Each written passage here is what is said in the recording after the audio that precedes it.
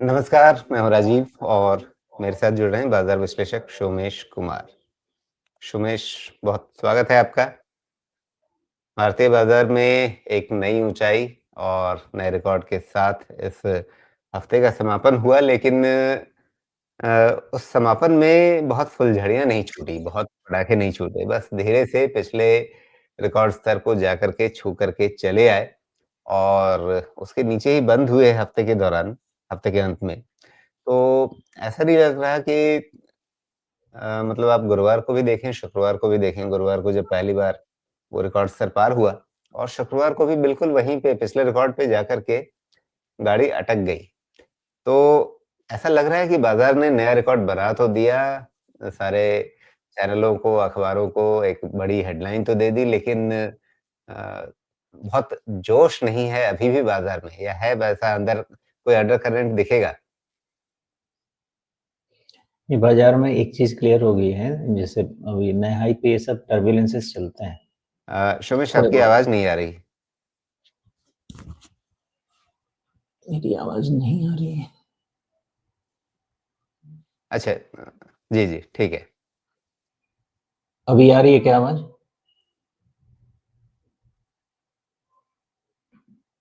जी। Okay.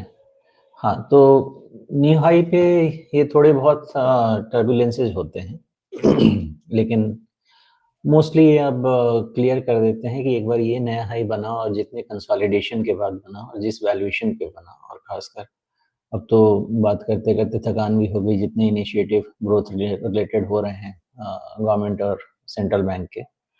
ये सब एक क्लियर पाथ देते हैं कि अगला फाइनेंशियल अच्छा मूवमेंट होना चाहिए निफ्टी में। सिर्फ निफ्टी ही नहीं, सारे इंडिसेस में, सारे स्टॉक्स में होना चाहिए। यहाँ से एंट्री मिलती है, हर पॉइंट पे एंट्री मिलेगी। उस एंट्री पे खरीदना चाहिए, मेरा अंदाज़ा यही रहेगा। और बाकी सॉरी, अपने आप को 1 साल का मौका दीजिए। पैसा बनना चाहिए, देख के तो ऐसा लगता है, हालाँकि ये सब हमेशा कहा जाता है इक्विटी वैसे वीक हार्टेड लोगों के लिए जगह है नहीं। वोलेटिलिटी आती है, कभी भी आएगी। कंसोलिडेशन आता है, 1-1, 2-2 साल पैसा नहीं बनता है। बेस बिल्डिंग होती है, ये होता है, नेचर है। बट अगर समय देंगे तो अगर मान लेते हैं पिछले 1 से डेढ़ साल में पैसा नहीं बना है, तो अगले 1 से डेढ़ साल में पैसा नहीं बनने का, 2 साल में पैसा नहीं बनने का कोई रीज़न नहीं है।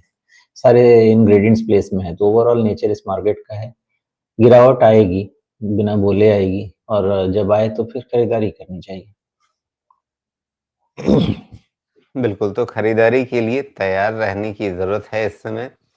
तो अभी सेंसेक्स में हम देख रहे हैं कि 85,700 यानी 86,000 के नीचे ही बंद हुआ है और निफ्टी भी अगर देखें तो 26,200 पे बंद हुआ है। ये वही स्तर है जहाँ पर पहले भी मतलब गाड़ी अटकती रही है थोड़ी। तो अभी इस चाल में या नया रिकॉर्ड बनने पर नए हफ्ते में क्या हम आगे और बढ़त देखेंगे? क्या इस हफ्ते में 26,500 या इस तरह के 700 इस तरह के स्तरों की ओर देखना चाहिए या फिर नीचे सपोर्ट पे नज़र डालनी चाहिए? क्या अभी तो जीडीपी डेटा आया है, डेटा ठीक है, लेकिन जैसा पिछली बार हुआ था वही नॉमिनल जीडीपी वाले डेटा का फिर से कहीं डिस्कशन शुरू ना हो जाए, तो बहुत यूफोरिक होके तो नहीं मंडे जा सकते हैं। लेकिन जिस तरह का जीडीपी का डेटा है और मैन्युफैक्चरिंग और सर्विसेज का जो कंट्रीब्यूशन बढ़ा है, उसके हिसाब से मतलब ग्रोथ जिसमें बढ़ी है, तो उसके हिसाब से एक पॉजिटिव ओपनिंग होनी चाहिए और उसकी पॉसिबिलिटी है। बट जो मार्केट का जो स्ट्रक्चर बन रहा है, इसमें करेक्शन आना चाहिए। अब करेक्शन कितना आएगा, कितना नहीं आएगा, वो तो लेवल्स की बात है। बट फिर वही है कि करेक्शन अब जब तक 25,900 के नीचे बंद नहीं हो निफ्टी, फर्दर करेक्शन की बात नहीं की जा सकती और बाय डिप्स का नेचर होना चाहिए।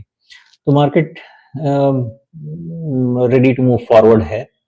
अब इस केस में है कि अगर एक्सटेंड होता जाए तो जो ट्रेडर्स हैं अपना स्टॉप लॉसेस लगाएँ, काम करते रहें, लेकिन इन्वेस्टमेंट के लिए तरीका यही रहेगा, वेट करना चाहिए, गिरावट मिलती है।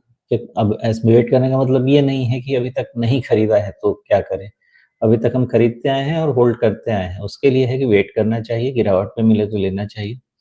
फ्रेश इन्वेस्टमेंट जिसको भी करना है, ये रिस्क के साथ मान के चले कि 2, 4, 5% का रनिंग करेक्शन मार्केट में या स्टॉक में 5-10 परसेंट का करेक्शन को अवॉइड नहीं किया जा सकता।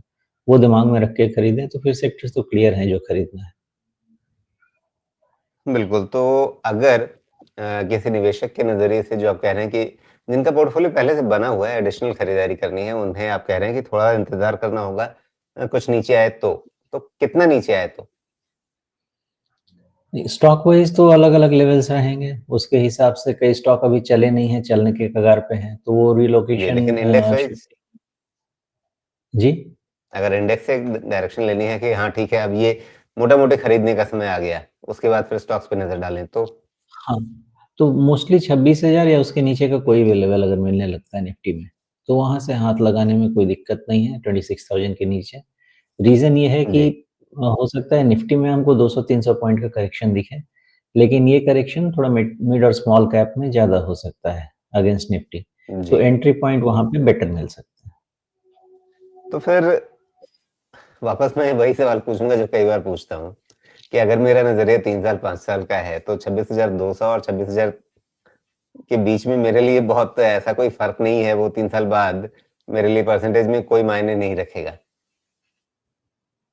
ये बिल्कुल सही बात है। देखिए वैसा किसी का व्यू है तो 3 साल के लिए तो निफ्टी वैसे भी जैसे मैं कह रहा हूँ कि 1 डेढ़ साल में ही पैसा बन जाना चाहिए। क्योंकि पिछले 1 डेढ़ साल बना नहीं है, तो 3 साल के ब्लॉक में कुछ तो पैसा बनना चाहिए। वो कोई दिक्कत नहीं है, लेकिन होता ये है कि खरीदने के बाद थोड़ा-सा भी पोर्टफ़ोलियो लाल दिखता है ना, लोगों को तो लगता है कि अभी कोहराम मच गया है।